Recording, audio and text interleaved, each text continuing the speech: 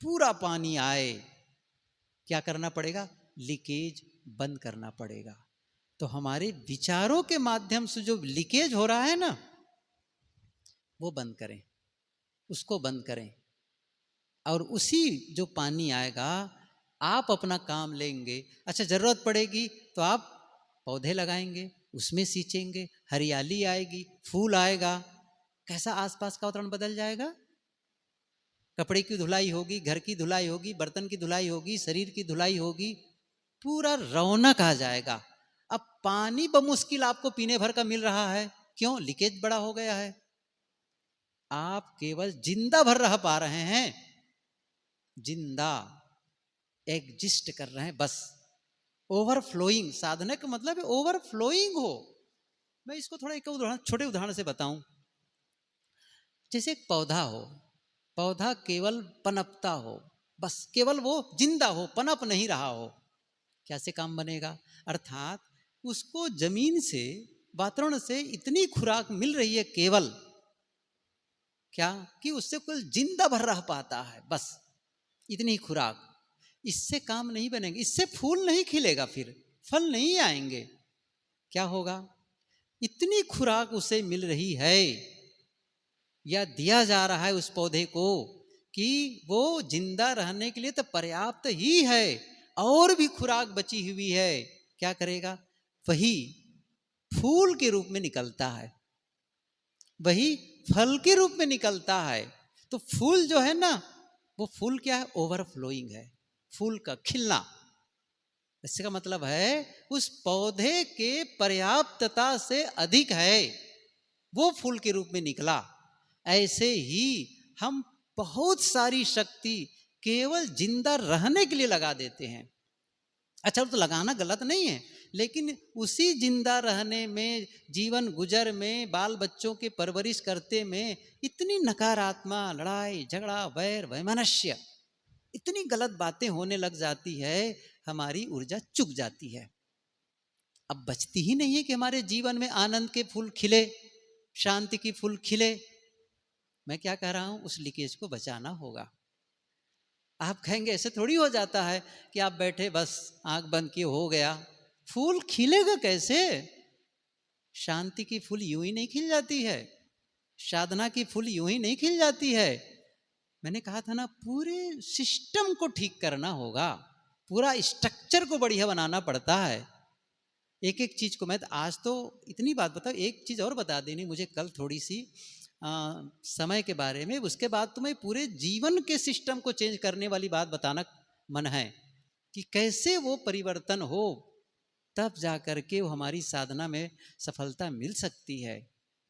तो आज जो मैंने कहा कि हम अपनी ऊर्जा को बचाएं, और ये जो विचार हैं जो हमें, जैसे मैंने कहा ना, सांस आत्मा और शरीर को जोड़ता है, सांस जोड़ती है, तो वैसे ही विचारों की बात भी है। गुरुदेव जी की भाषा में कहूं, पुल, क्या कहा? नदी के दोनों तटों को जोड़ने वाला पुल होता है, दो तट, पुल जोड़ा। ऐसे ही आत्मा और संसार या शरीर, इसको जोड़ने वाला है यह मन या विचार कह लो। आप जहां हैं वही हैं, लेकिन आप अभी अब सबसे अलग। लेकिन कैसे जुड़े? जैसे याद आई, जैसे याद आई वैसे आप जुड़ गए। जैसे अभी आप बैठे हैं, मैं एक शब्द बोलूं आपको, आपका अपना घर, घाट से जुड़ गए, घर से। आपका अपना मित्र, अभी तक तो जुड़े नहीं थे, जैसे याद आई मित्र से जुड़ गए। वो याद जोड़ता है, याद जोड़ता है। अच्छी अच्छी यादें भी हो सकती हैं, बुरी यादें भी हो सकती हैं, दोनों प्रकार की होती हैं। तो अच्छी यादें आएंगी तो रागात्मक संस्कार बढ़ते चले जाएंगे, गलत विचार आएंगे तो द्वेषात्मक। अच्छे से राग, सुखानुशयी राग, दुखानुशयी द्वेषा, योग दर्शन में आया है। जहां अच्छा लगा राग शुरू, जहां गलत लगा द्वेष शुरू, दोनों ही बंधन के कारण है। इसलिए अच्छे विचार और बुरे विचार दोनों का त्याग। जब आप साधना में आगे जाएंगे, साक्षी की साधना में, इसलिए विचारों से अलग, दुख उत्तेजना है, सुख भी उत्तेजना है। ये थोड़ा सा समझ में अभी शायद ना भी आए तो मैं समझाऊं, प्रयास करता हूं। दुख उत्तेजना है, सुख भी उत्तेजना है। आप सुख दुख में भी आप शांति से नहीं रह सकते, सुख में भी नहीं रह सकते। आप कहेंगे सुख में क्यों नहीं रह सकते? नहीं रह सकते। जब ज्यादा सुख का उद्वेग आता है, आप विचलित हो जाते हैं। जैसे आप कहीं यात्रा में हो, यात्रा में, और आपका बैग चोरी हो जाए। अभी जैसे लौटे लौटे और आपका बैग, भगवान करे ऐसा ना हो, मैं नहीं कह रहा हूं कि चोरी हो जाए कल्पना करें, बस इतनी सी बात है, बैग चोरी हो जाए तो क्या होगा? आप परेशान हो जाएंगे, विचलित हो जाएंगे। क्या होगा, कहाँ से ये हो गया, मेरे उसमें ये पड़ा था, वो पड़ा था, आईडी है, फोन भी वही है, पैसे भी वही हैं। अब देखिए, परेशान, सही है ना? एकदम परेशान हो जाएंगे। तो ये दुख वाला उत्तेजना है, वाली उत्तेजना है। एक दूसरी घटना, बैग चोरी नहीं हुई, आपने शाम को देखा बैग आपका सही सलामत है, बैग में काफ़ी जगह है। आपने देखा क्या, वहाँ पर उस बैग में रखा है 5 किलो सोना, किसी ने लाके डाल दिया।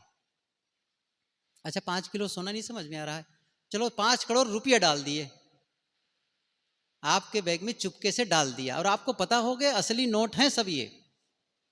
रात में सो पाएंगे ट्रेन में? कैसे लगता है, नींद आएगी फिर? अच्छा, क्यों नहीं आएगी भाई? अब तो आनंद आना चाहिए ना, मजा आना है। अरे पैसे मिल गए, करोड़ों रुपये, क्या हो गया है अब आपको? अब वो जो सुख की उत्तेजना है ना, आपको बेचैन कर रही है। समझ रहे हैं ना मैं क्या कहना चाहता हूं? दुख भी उत्तेजना है, सुख भी उत्तेजना है। साधना क्या है? इन दोनों से परे। साहब ने कहा ना, दुख सुख से एक परे परम पद, सो पद है सुखदाई। दुख सुख से या सुख दुख से एक परे परम पद, हमें तो वहां जाना है।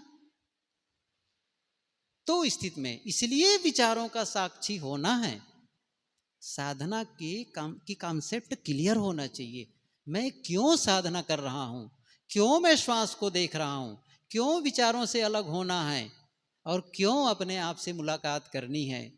मैं ये कह रहा हूं, आप भले ही उस स्तर तक न पहुंच सकें, हो सकता है कि न पहुंच सकें, ये बहुत आगे की साधना है, लेकिन आप शुरुआत ही नहीं करेंगे, उसके लिए प्रयास ही नहीं करेंगे, तो फिर उससे जो मिलने वाली संभावना, भले न पहुंचे हों, लेकिन उसके जो लाभ मिलने लगते हैं ना, उस साधना की प्रक्रिया से जो लाभ मिलने लगेगा, उस लाभ से वंचित रह जाएंगे। अभी मैंने कहा, साधना की सफलता होने पर तो जो लाभ होना है वो तो अलग ही है, लेकिन जब साधना की प्रक्रिया में चलते हैं, उस रास्ते में चलते हैं, तो उससे जो लाभ होगा, उस लाभ से आप वंचित रह जाएंगे यदि कदम नहीं बढ़ाए तो। फिर वो जीवन में जो सुगंधी आनी चाहिए, जो शांति आनी चाहिए, वो नहीं आएगी। लेकिन आप जब चलेंगे ना, जैसे आपको किसी गार्डन में घूमने जाना हो, ख्याल करिए, और आपको पता नहीं है, लेकिन किसी ने कहा भाई उधर चले जाओ, है गर्मी का मौसम है, शाम का वक्त है, और इतना सुंदर वो गार्डन है, बगीचा है, जहाँ फूल बहुत लगे हैं, पूरी हरियाली है, बहुत बड़ा गार्डन है, छोटा नहीं है वो, छोटा नहीं है, सैकड़ों एकड़ है वो। वहां पर तालाब भी है, बड़ा सा झील है। आपने महिमा सुनी, आप चल पड़े, चलो मैं चलूं, दूर है अभी आप उससे, गार्डन से, लेकिन आप जब नजदीक पहुंचते हैं ना, उस दिशा में जाते हैं ना, तो वहां से जो हवा आती है ना, वो शीतल बहती है, क्योंकि उस हरियाली से, उस पेड़ पौधों से टकरा करके जो हवा आ रही है, उसकी शीतलता को महसूस करने लगते हैं। मैं सही दिशा में जा रहा हूँ, और बढ़ूँ, और बढ़ूँ। फिर उसके बाद में थोड़ा और नजदीक पहुंच रहे हैं, अब फूलों की सुगंधी भी आ रही है ना, और आ रही, अभी पहुंचे नहीं है। अरे पहुंचने के बाद तो बातें अलग है, लेकिन अभी आप रास्ते में हैं, बस अच्छा, जो रास्ता चला ही नहीं और वहां है जहां पर बदबू वाली जगह है, वहां है जहां कचड़े भरे हैं, फिर तो उसको हरियाली नहीं मिलेगी, हरियाली की शीतलता नहीं मिलेगी, फूलों की सुगंधी नहीं मिलेगी। ऐसे ही है, यदि आप साधना प्रारंभ नहीं करेंगे तो साधना करते समय जो आनंद का अनुभव होगा, जो आपका जीवन सुंदर बनता चला जाएगा, जो व्यवहार में मधुरता आती चली जाएगी, आप उससे भी वंचित रह जाएंगे, ये मैं कहना चाहता हूं। अर्थात जब आत्म साधना के लिए काम करते हैं, केवल आत्म साधन नहीं होती है, इससे व्यवहार भी सधता चला जाता है, आपका व्यवहार भी बढ़िया होता चला जाता है। जो भी आत्म साधक होगा, क्या उसका व्यवहार खराब होगा? क्या वो क्रोधी, द्वेषी, लोभी, मोही होगा? नहीं हो सकता है, क्योंकि वो आत्म साधक है, वो आत्म साधना के पथ पर चल रहा है। वो गलत कार्य नहीं करेगा, क्योंकि उसे पता है मैं गलत करूंगा तो मैं अपने रास्ते पर नहीं चल पाऊंगा, अटक जाऊंगा, भटक जाऊंगा और मैं लुढ़क जाऊंगा। इसलिए सावधानी बरत रहा है। इसलिए नहीं कि वो, इसलिए वो धीरे नहीं बोलता है, इसलिए कटु नहीं बोलता है। कटु इसलिए नहीं कि दूसरों को तकलीफ हो इसलिए कटु नहीं बोलता, ये नहीं है, बल्कि कटु बोलने से मेरी साधना थम जाएगी। कटु बोलने से मेरी साधना थम जाएगी, इसलिए मुझे कटु नहीं बोलना है। क्रोध मैं इसलिए नहीं करता कि दूसरों को तकलीफ होती है, नहीं, क्रोध करके मैं अपने आप को छिन्न भिन्न कर डालता हूं, और उस छिन्न भिन्न अवस्था में मैं साधना में प्रगति नहीं कर सकता हूं। दूसरे तो सेकेंडरी हैं, उससे दूसरों को लाभ मिलेगा, वो सेकेंडरी है, प्राइमरी आप है। प्रथम लाभ आपको मिल जाता है, और आप ही जब अपना नुकसान करने लग जाते हैं तो दूसरों का नुकसान करना आपके लिए बड़ी बात नहीं है। क्या कहा? जब आप ही अपना नुकसान करने लग जाते हैं, खुद का नुकसान करने लग जाते हैं, तो आपके द्वारा दूसरों का नुकसान होना आपके लिए कोई बड़ी बात नहीं है। जो आप अपना ही हित नहीं कर पाए तो दूसरों का कहाँ हित कर पाएंगे? आप अपने मन की रक्षा नहीं कर पाए तो दूसरों के मन की कहाँ रक्षा कर पाएंगे? आप नहीं कर सकते हैं। मैं कह रहा था, जब आप साधना के क्रम में बढ़ेंगे, शांति की साधना करेंगे, तो व्यवहार तो अपने आप ठीक होने लग जाएगा। करना नहीं पड़ता है उसके लिए, मीठा बोलना नहीं पड़ता है, बोलना हो ही जाता है। क्रोध छोड़ना नहीं पड़ता है, क्रोध छूट जाता है। व्यसन छोड़ना नहीं पड़ता है, व्यसन छूट जाता है। मेहनत नहीं करनी पड़ेगी फिर उसके लिए। आप कहीं साधना के लिए मेहनत किए तो वो तो आपको यूं ही मिलने लगेंगे, और वो नहीं करेंगे तो वो आपको धर दबोचेंगे। फिर क्रोध आएगा, फिर द्वेष आएगा, फिर नफरत आएगी, घृणा आएगी, ईर्ष्या आएगी, सारे विकार आएंगे। लेकिन जो आत्म साधक होगा, फिर वो उसके लिए मेहनत नहीं करता मेरे विकार खत्म हो, मेहनत नहीं करता है, बस एक पथ पर चला, बस एक पथ पर चला, अपने आप खत्म होने लग जाएंगे। इसलिए ये काम करना है, थोड़ी साधना करें। ये बात मैं इसलिए कहा कि आप जब तक साफ न हो रास्ता, तब तक चलना कठिन होगा। वो दिखना चाहिए मैं सही रास्ता चल रहा हूं, बस, और चल पड़ो। फिर भले धीरे चलो, ऐसा नहीं है कि तेज ही चलना है, धीरे धीरे रे मना धीरे सब कुछ होए, माली सींचे 100 घड़ा। बाकी पता है आपको। बैठे सब लोग और साधना में लगे, बस आत्म साधना। संकल्प लो, मैं ध्यान में प्रवेश करके रहूंगा, मैं शांत मन वाला होके रहूंगा,